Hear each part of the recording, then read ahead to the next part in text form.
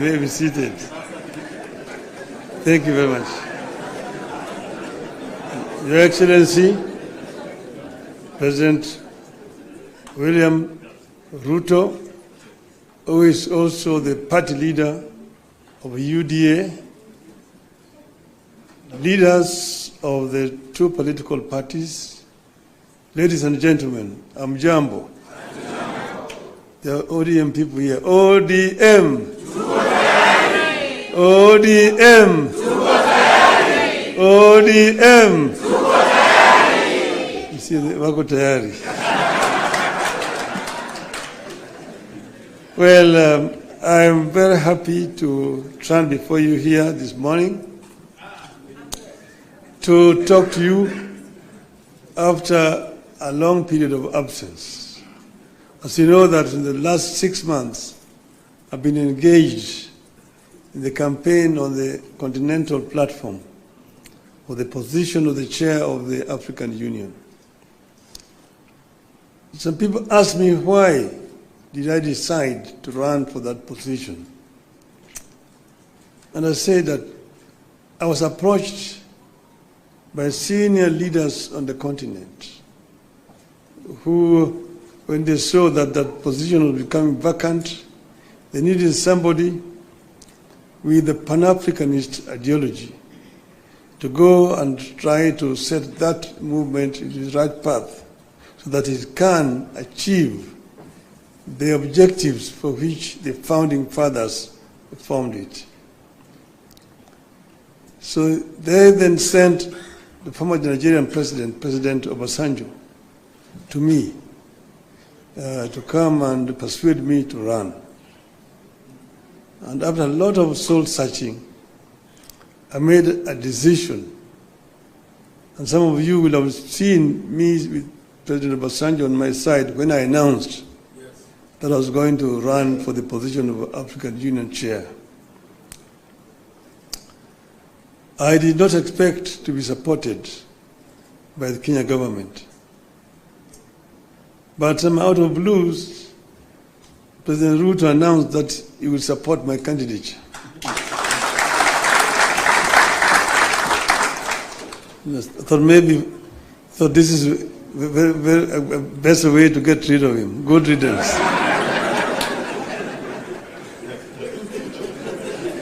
I would say that in respect to the motives,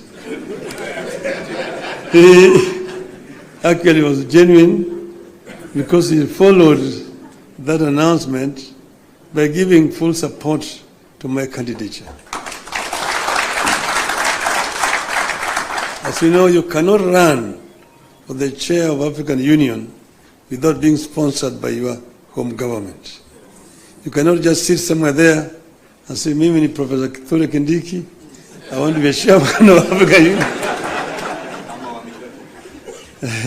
You will not even be seen. Your name must be presented by a government official through the embassy of Kenya in Addis Ababa. And this they did. Not only that, they put also the machinery behind my campaign. And Mr. President Ruto himself called various presidents and made appointments for me and also persuaded them to support my candidature. He himself invited the president from East Africa, here in Nairobi, to basically adopt me as a candidate for the Eastern region. And this they did. So Kenyan ambassadors in all those foreign countries were also informed and that they would support my candidature. And whenever I went to, they received me at the airport, took me to the hotels, and also took me to meet with the president. I was able to meet more than 40 presidents on the continent. And I traveled Africa from east to west, south to north, like never before. As you know that I have been the high representative of the AU on issues of infrastructure. So I'm not actually strange to these issues. I mean, continent. As is know that our continent has suffered seriously from innovations from outside. First was the slave trade that took so many of able manpower across the shores to go and work in the building of Americas, both North America and South America. Some were taken to Arabia, some were incarcerated there and died there. So that was the first. Then came colonialism, where they went and set somewhere in Berlin and partitioned Africa, according to their interests. British, French, Italian, Portuguese, and so on and so forth. So Africa has suffered seriously. That was colonialism. Then when Africans fought for independence, they granted it. It was a flag, but then there was also neo-colonialism that came about, and Africa has continued to be marginalized. So I saw this and came up with a program of how we were going to deal with these issues. We campaigned strongly, and we went to Addis Ababa quite confident of victory. Before I went there, the women here, Orange women in Nairobi, organized a prayer meeting for me in Bomas of Kenya.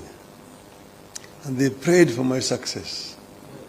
And I told them that they were only going to do two outcomes in Addis.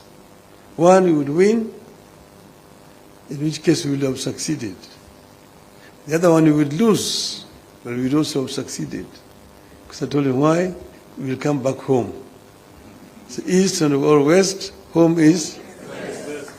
So we are here. So when I came back, I went to meet with the president in Mombasa to thank him for the support that the government had given me during that campaign. And he was, of course, very gracious, and at that time I found when the two teams from the parties had worked out on some documents that they wanted to be signed, I told him I cannot sign the document until I've consulted our people, my people. So I took time. From that time, I went to Kisumu. I met with the professor. I met with leadership and elders in Kisumu. I went to Siaya. I went to Migori. I went to Homa Bay. I went to Busia, where I met with all the leadership from all the 5 counties in Western. Then I went to the coast. I was in Mombasa. I was in Malindi, in Kilifi. I was in Kwale. I came back, I went to Wajir. I came back. Yesterday I was in Kisii. I was in Narok. I was in Nairobi, here in this same building here with leadership of Nairobi. That is what you call random sampling.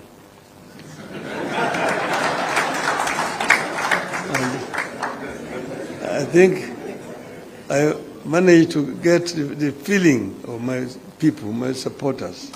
And that's the reason why I am today able and confident to sign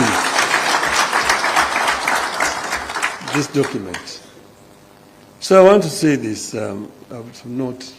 Today, we have signed a memorandum of understanding between Orange Democratic Movement and the United Democratic Alliance.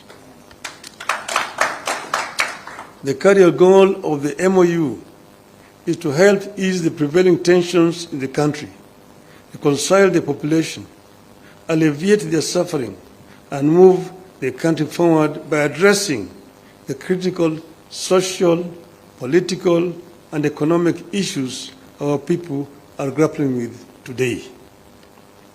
As leaders of the largest political parties in the country, we arrived at the understanding that in a time of significant changes and challenges to our nation, it is not enough to merely grandstand or stand aside and criticize, easy as those may be.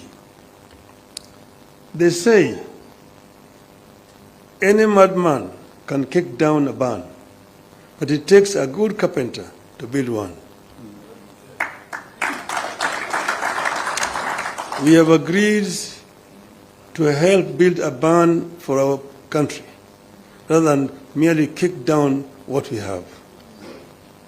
We have agreed to use our parties as a broad platform, bringing together various voices, opinions, and concerns to address the critical challenges facing the country through a formation that is truly national and inclusive in outlook. A core problem we agreed to prioritize is youth unemployment and resulting hopelessness that has made them easy fodder in political contests in which there is nothing tangible for them. In this MOU, we agree to embark on steps to realign the country's economic, social, and political priorities to address the youth agenda that has progressively fallen behind in the last 62 years of our independence. Through this MOU, we commit to uphold the Constitution, the rule of law, and respect for human rights. Importantly, we pledge to tackle unemployment, cost of living, crippling poverty, inequality, and failure of the institutions that have been eroded by inefficiency and corruption over the decades, making them unable to deliver to Kenyans. We seek a more equitable country in which all peoples of all backgrounds are included in the enjoyment of socio-economic benefits and are equal members of one indivisible nation. All Kenyans must feel that they belong here by right and the right to access, without any form of discrimination, whatever Kenya has to offer. We commit to protect and to strengthen devolution as a machinery for ensuring a more inclusive development across the country. In this regard, we will be tabling a proposal that the unbundling of functions that has been recently concluded, counties should get not less than 450 billion shillings in the 2025-2026 financial year. We will also seek the faithful flow of funds to political parties, being vehicles for the channeling of hopes and aspirations of the people. We will use this platform to revisit the constitutional provisions on leadership and integrity, corruption in public life, fundamental freedoms like free speech, protest and assembly, and preservation of the rule of law. We recognize that many of the issues this country is struggling with are as old as the country itself. It will take mutual trust between leaders and the creation of a conducive environment for them to be tackled with honesty and objectivity in a broadly constituted formation.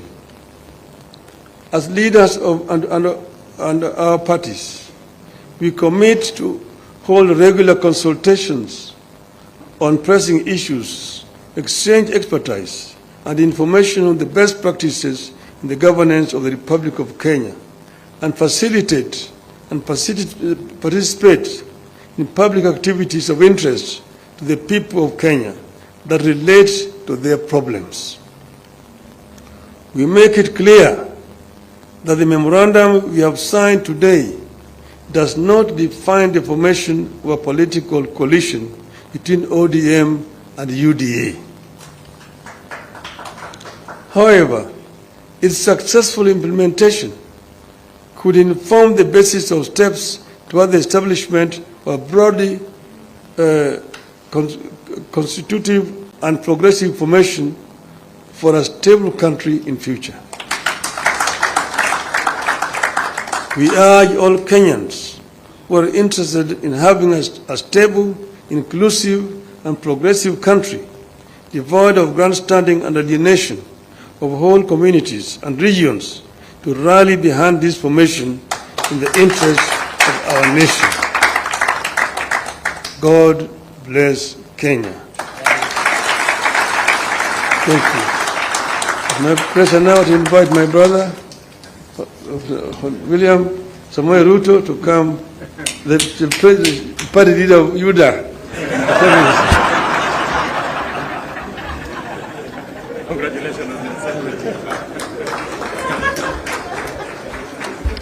Thank you very much, the Honorable Prime Minister, and please let's take our seats.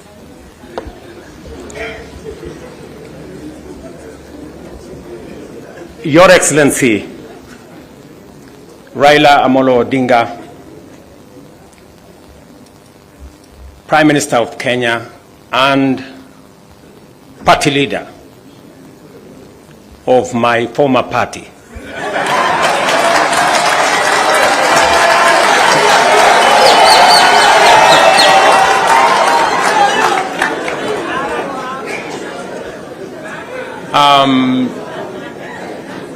Your Excellency, the Deputy President of the Republic of Kenya, Excellencies, leaders of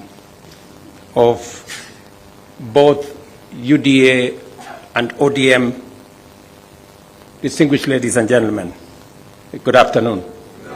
Hamjambo. I want to associate myself with the comments that have already been made by my elder brother, Raila Odinga, on the journey that we have come as our two political formations. When His Excellency Raila Odinga decided to run for the position of Africa Union Commission Chair, it was obvious to me that, number one, as a citizen of this country,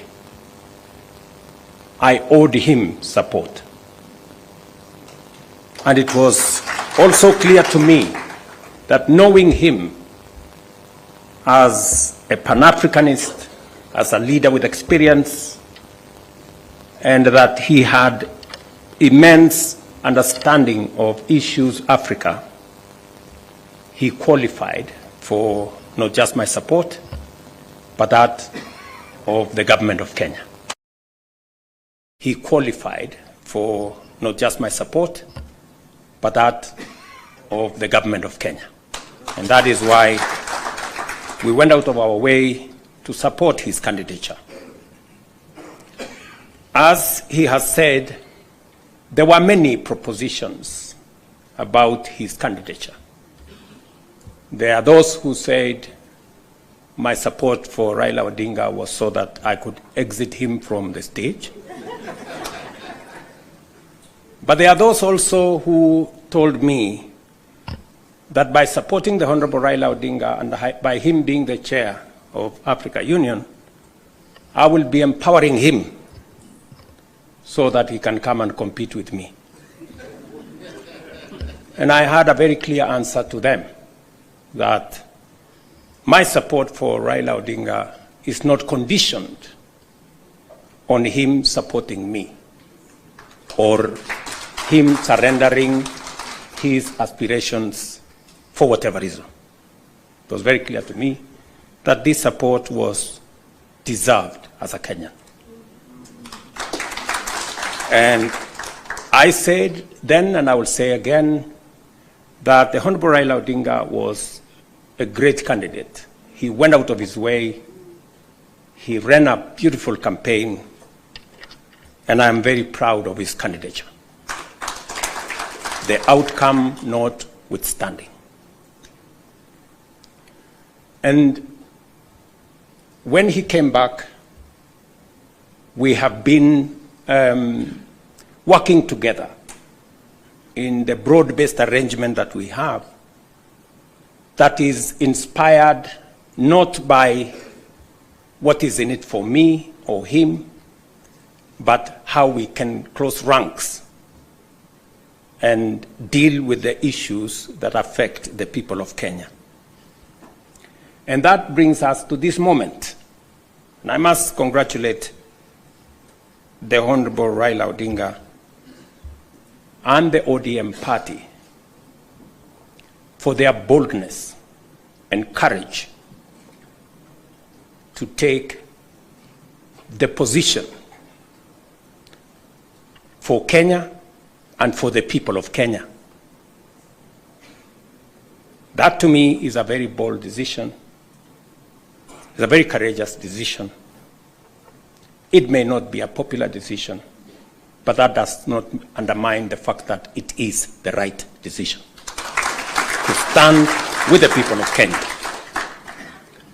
And allow me to say that our country is undergoing major shifts across socio-economic and political spheres. Many of these transformations are occurring within the broader context of globalization and unprecedented technological, geopolitical, climatic, and demographic changes, creating an atmosphere of immense pressure, formidable challenges, and even an existential crisis. Never before have Kenyans expressed such a deep and widespread yearning for positive change and political, economic, and socio-economic transformation that leaves nobody, no community, no region, no religion behind. The expectation for fundamental progress is unanimous, consistent, intense, and universal across the nation. There is no one part of Kenya that does not yearn for progress and transformation.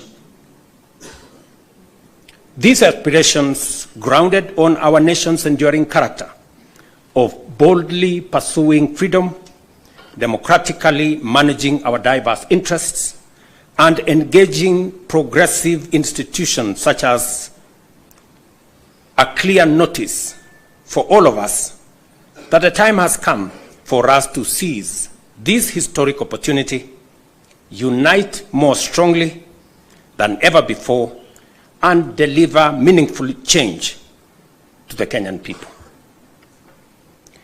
We undertake this commitment with the understanding that while our political parties may differ in strategy, we share a common goal to build a united, secure, and prosperous Kenya under a government that is capable, committed, and willing to ensure abundance and opportunity for all without exception. This realization has enabled Kenya's largest political movements to engage constructively, recognizing the unique opportunity before us. As leaders and as a generation of citizens, we must embark on a bold and radical path of national transformation, confronting and resolving the fundamental issues that have shaped every national crisis since independence. And we have had an able listing of what this is. This is the path towards the promised land where freedom and opportunity are guaranteed for all. We recognize that this moment is unlike any other.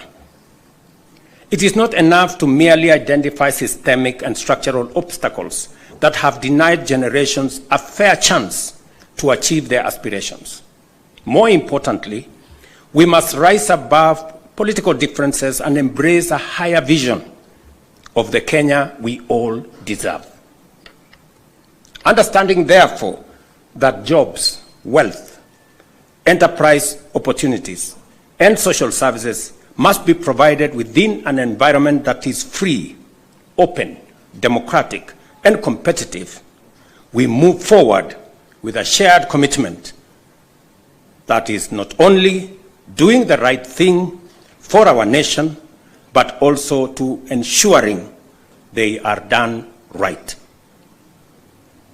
We, the leaders of UDA, Kenya Kwanza, and ODM, commit to implementing the NADCO report to address key national issues, including the cost of living, youth unemployment, and gender inclusion. We also pledge to foster inclusivity in governance and development, protect and strengthen devolution, invest in creating opportunities for the youth, uphold integrity in leadership, and safeguard the right to peaceful assembly. We will raise and manage national resources responsibly to reduce our debt burden by ensuring transparency, responsible borrowing, and an audit of past debts. To realize and to know what has been borrowed, for what purpose, and how is it going to be paid. I attempted to set up this audit. It didn't work. I am confident that under this broad formation, we will now be able to audit our debts. This moment is not about William Ruto or Raila Odinga.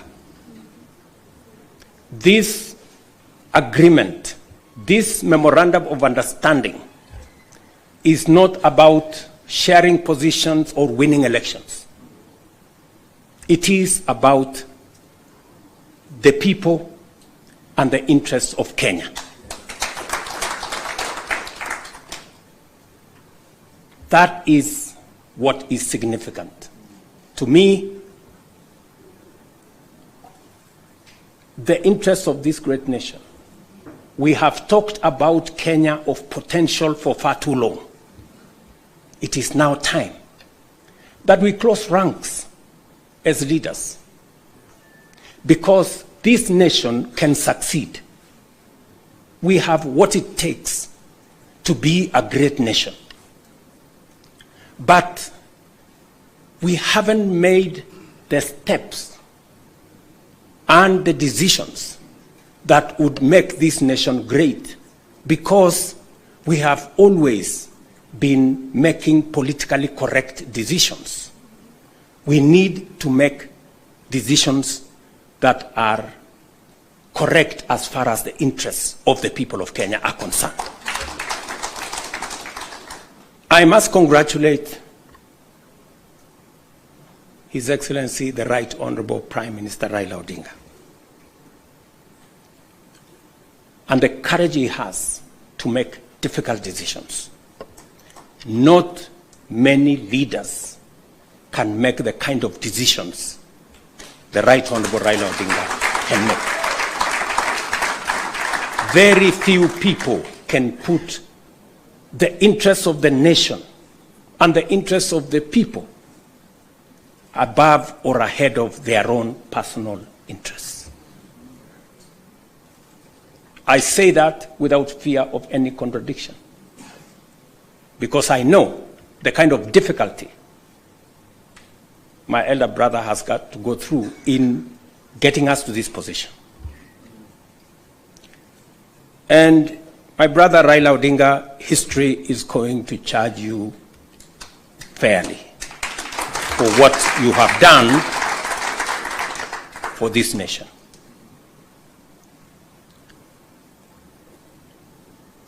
Immediately after the elections, several months after the elections, I called my brother and I told him, "You have been my party leader. You have been my senior. Today, by God's grace, I'm president. I want you to be treated well.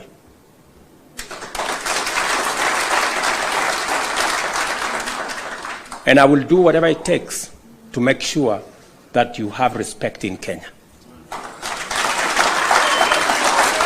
And I am not doing this so that for any other reason that is selfish to me. I am doing this because I'm a younger person.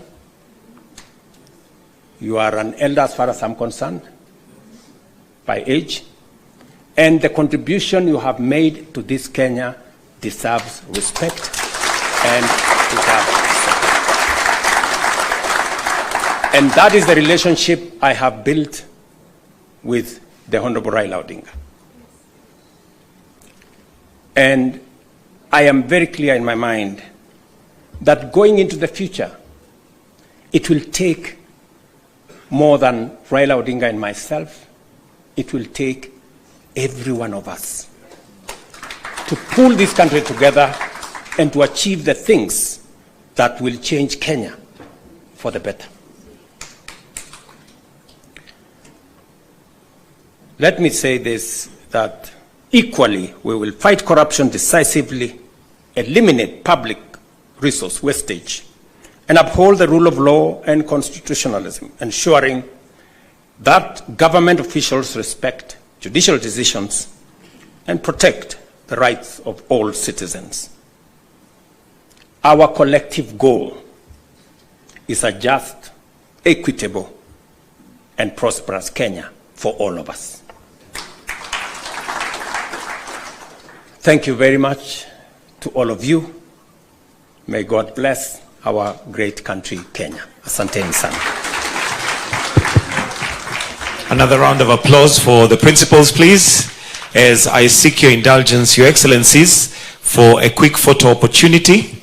If we can kindly just move the tables, if you'll just give us a minute to move the tables, we'll have a quick photo opportunity, starting with the two principals.